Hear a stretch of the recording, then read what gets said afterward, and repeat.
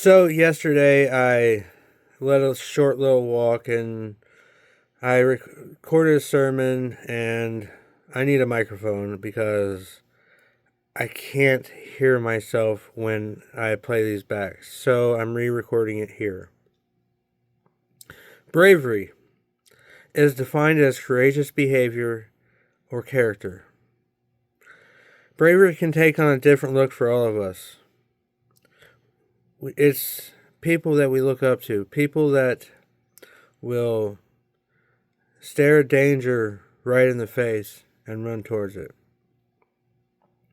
Some people, we think of bravery, they think of a larger than life action star. Let's go old school. Sylvester Stallone playing Rocky Balboa. The big bad Russian in Rocky 4 has just taken out Apollo Creed, and Rocky has to go to Russia to train in some horrible conditions to avenge him. Just a little spoiler alert, he wins. Big win for America. Some people, when they think of courage or bravery, a lot of us think of police officers and firefighters. The ones who will hear the gunshot and run towards it, or see the burning building and run into it. They have that call in their lives. They feel that they need to sacrifice whatever it takes to keep us safe. Their spouses are sitting at home. They don't know whether or not they're going to get that phone call or that knock on the door that says they're not coming home. I can't even imagine the type of anguish they must feel every single day. Now, for me, when I think of bravery and courage, I think of a man. He was 5'6", 140 pounds, 150. He was a Marine. He was my dad. See, my dad, everything he did was pure courage, pure bravery. There was nothing he ever stopped, nothing he ever quit. He always seen it through to the end. And he taught me some valuable lessons along the way.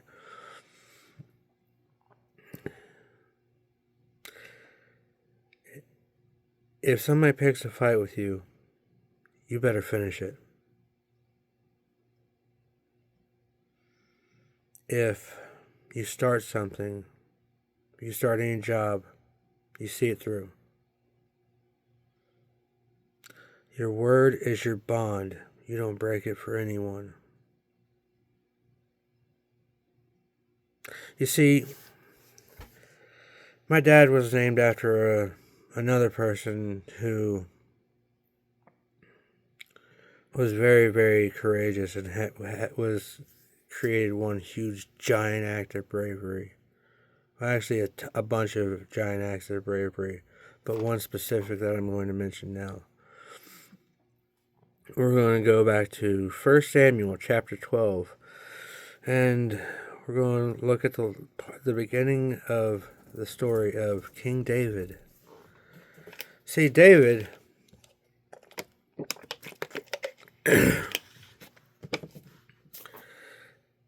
he had just been anointed the future king of Israel by Samuel the prophet. And at this time, or right around this time, there was a war going on between Israel and Palestine. Or Philistines. The Philistines.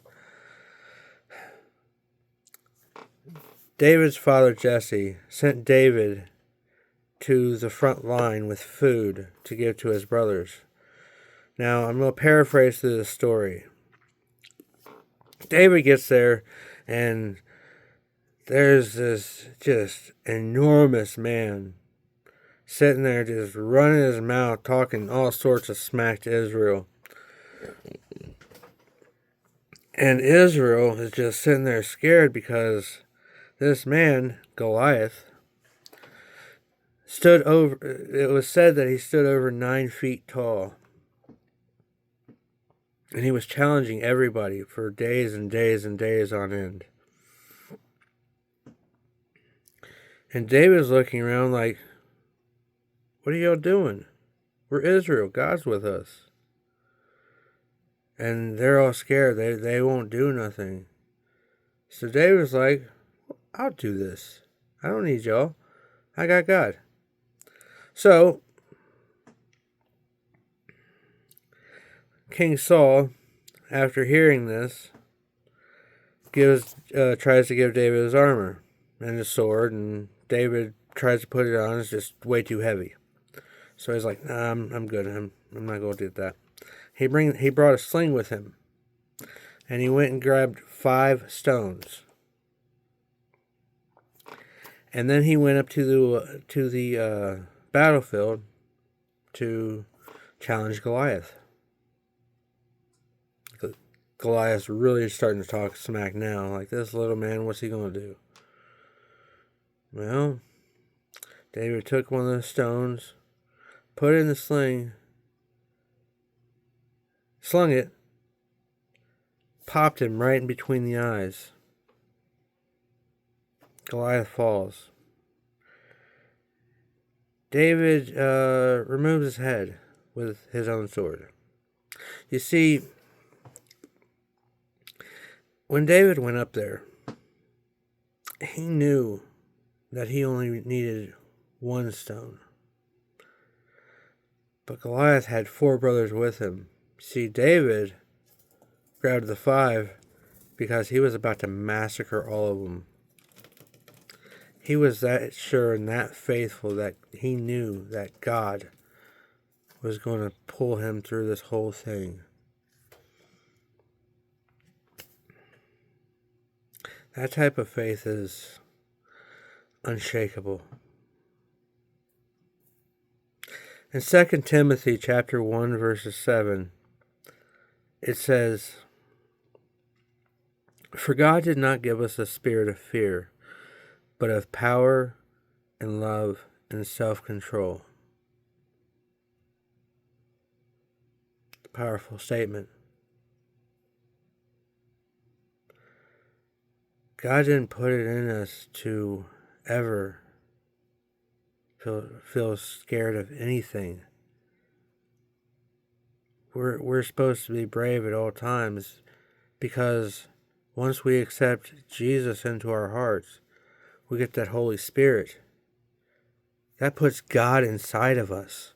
That puts God with us. No weapon formed against us shall prosper, because we have God with us.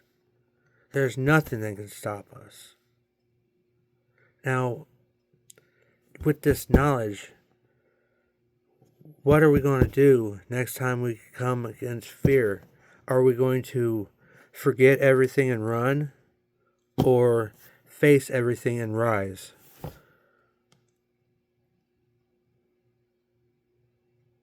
It's a question we all got to ask ourselves. What are we going to do? My prayer for you today is